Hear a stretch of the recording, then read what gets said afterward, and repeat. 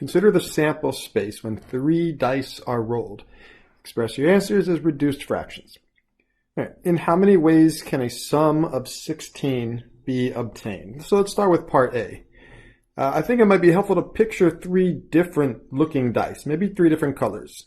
So let's say on that first die, let's go with green. You have 6 numbers, a 1, a 2, a 3, a 4, a 5, or a 6. And then that second die, let's say, let's go with red, 1, 2, 3, 4, 5, or 6. And then same thing for the third die. 1, 2, 3, 4, 5, or 6. Now let's start listing the ways that we can roll a 16. So there's not going to be too many of them. So it's probably a list we could generate.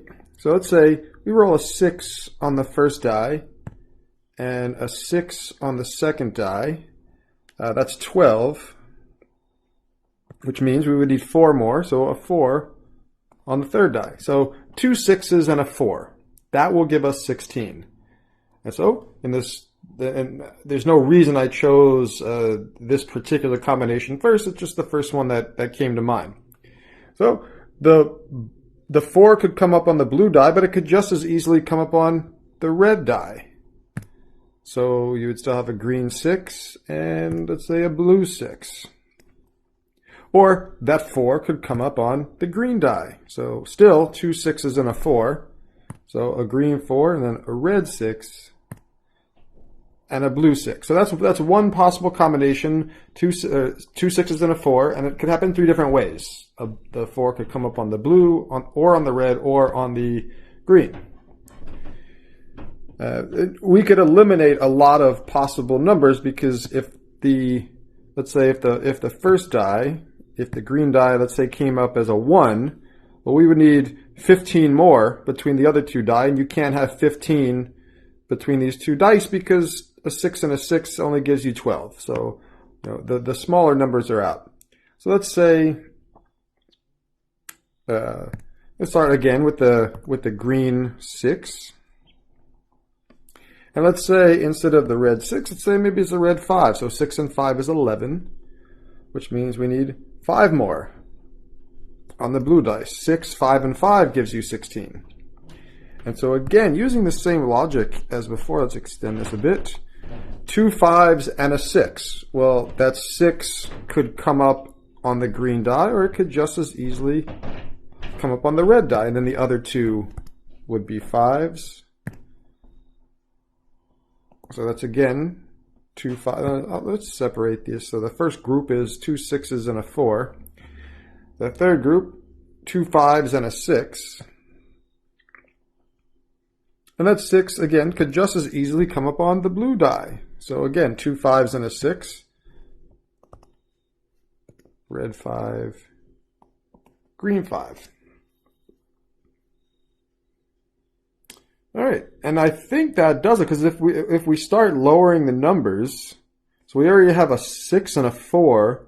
What about a 5 and a 4? Could a 5 and a 4 possibly work? So let's say, let's separate this group here. What if we had a 5 and a 4? Could that possibly work? Well, 5 and 4 is 9, so to get 16, you would need a 7 here. Because 9 and 7 gives you 16, and there's no 7 on any dice, or on any single die, so that's not going to work. So let's erase those. And any other combination where you lower the numbers is not going to work. So just by following this logic, starting with the larger numbers and starting to reduce them as needed, it looks like there's only 6 ways. There's only 6 ways to roll a sum of 16 on 3 dice. So for part A, it looks like there's 6 ways this could happen. And now for part B, find the probability of getting a sum of 16. Now remember, what I really stressed in my lecture videos was that to calculate the probability of anything in any scenario, it involves counting. You always have to count. And the formula for probability, let's say the probability of rolling a 16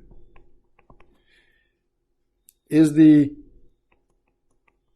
number of ways to get 16. So the number of ways your event could happen, in this case it's rolling a 16, divided by the total number of possible outcomes. Total number of, I'll say total number of possibilities, or the size of the sample space. So forgetting the number 16, just the total number of ways in general that 3 dice can be rolled with any outcome. Okay, so we've already got the top. We've already got the numerator. So there's 6 ways that that could happen. And now, how many total ways can you roll 3 dice? Well, this is the multiplication rule of counting. There's 6 ways that that first die could be rolled. Let's say the green one. And for each of those 6 options, there's 6 possible second numbers that could follow. So if you get a 1 first, if you think about this like a tree diagram, you could roll a 1, a 2, a 3, a 4, a 5, or a 6. I'm not going to do the whole tree diagram because it's going to be incredibly complicated if we do the whole thing, because there's hundreds of possibilities. But for each one of those 6 options, there's 6 second numbers that could follow. 1, 2, 3, 4, 5, 6. And then so once you have the green die and the red die, then each one of those 6 could be followed by 6 more.